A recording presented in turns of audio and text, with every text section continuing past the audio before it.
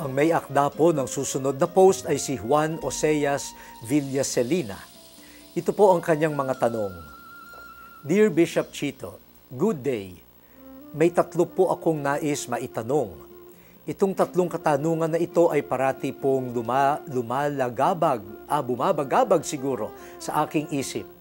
Ang una po, ano po ba ang turo ng Simbahang Katolika ukol sa gossip o yap-yap chismis sa wikang Tagalog? Masama po ba ito o okay lang? Ikalawa po, may di po ako maintindihan. Paano po nalaman ng Simbahang Katolika na totoong may Santa Veronica? Ikatlo ho, bakit po sa Deuteronomio 14, versikulo 11 at 18, ginagawang example ng ibon ang paniki? Di ba hindi naman sila ibon? Doon po sa ikatlong tanong, may kaibigan kasi ako sa may Malagasang 1A na tinatanong ito sa akin. Salamat po, Bishop. Biyayaan po kayo ng Diyos. Salamat, Juan, sa iyong mga tanong. No? Yung una, tungkol sa gossip o chismis. Ang nakalagay sa Ten Commandments ay huwag kang maninira ng reputasyon ng iyong kapwa. Yung bang magkakalat ka ng kwento na wala namang basihan sa katotohanan na ang dahilan lamang ay para makapanira. Ngayon, minsan tayo, pag nag-uumpok-umpukan, maraming kwentuhan. Malimit ang tawag natin sa mga kwentuhan, chismis. Pero hindi naman lahat ng kwentuhan ay chismis.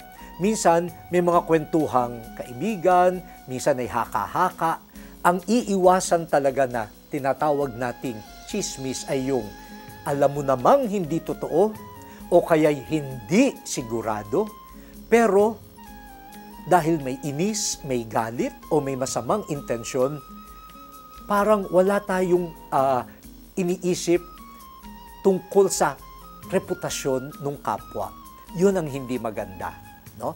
Pero para makaiwas doon, umiwas na rin sa mga indiscriminate, no? Yung mga hindi pinag-isipan na pagbibitiw ng salita o kwento tungkol sa kapwa.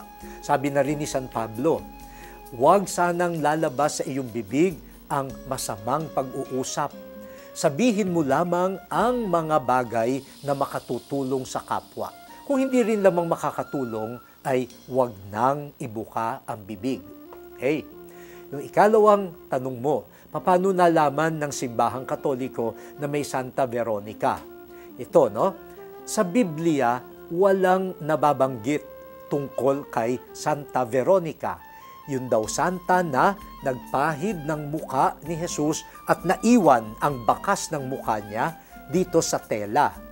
Ang nasa Biblia ay mayroong isang grupo ng mga kababaihan na tumatangis nung si Jesus ay papunta na sa Kalbaryo. Ngayon, para sa atin, lalo na sa mga Kristiyanong Katoliko, ang source natin ng mga data ay una, ang Biblia. Pero meron din tayong tinatawag na tradisyon. Ito yung mga bagay na bagamat hindi nakasulat sa Biblia, ay sa salit-saling lahi ay naipapasa sa pamamagitan ng witness of faith. Kaya sa isang bahagi ng ating pious tradition, ay isa sa mga babaeng nakaharap ni Jesus ay nagngangalan daw na Veronica. Ngayon, kung ako ang tatanungin mo, meron ba akong pruweba na talagang may ganoon? Wala rin akong masasabi. Ang sagot ko lang doon ay bahagi ito ng tradisyon ng simbahan, spirituality, religiosity, and the pious practices, lalo na kapag Holy Week. At yung ikatlong tanong mo, tungkol sa Deuteronomy chapter 14, 11 and 18, na kung saan nakalista doon ang mga ibon na hindi dapat kainin. Kasi alam mo, nung panahon na yon, sa mga Jewish people, they classify food ano yung malinis, ano yung hindi malinis. At merong listahan ng mga ibon na hindi dapat kainin. At ang tanong mo, kasi nakalista doon ay ang mga paniki. Sabi mo, sa batay sa pag-aaral mo, no, lalo na sa siyensya ngayon, ang paniki ay hindi naman ibon. Ganito, no? Siyempre, tayo naman nag-advance ang ating scientific knowledge. Yung mga nakalista sa Biblia, ang batay yon sa kanilang kaalaman nung panahon na yon, no? Huwag naman nating gamitin yung ating scientific sophistication sa paghusga sa kanila nung panahon na yon. Nung panahon na yon, siguro, ang tingin nila sa paniki, kasi nandun sa taas, ay ibon. Kasi kasama doon sa mga lumilipad doon sa taas. Later on, we realized hindi pala. So, huwag mo masyadong problemahin yon, no? Hindi nababawasan ang katotohanan ng salita ng Diyos.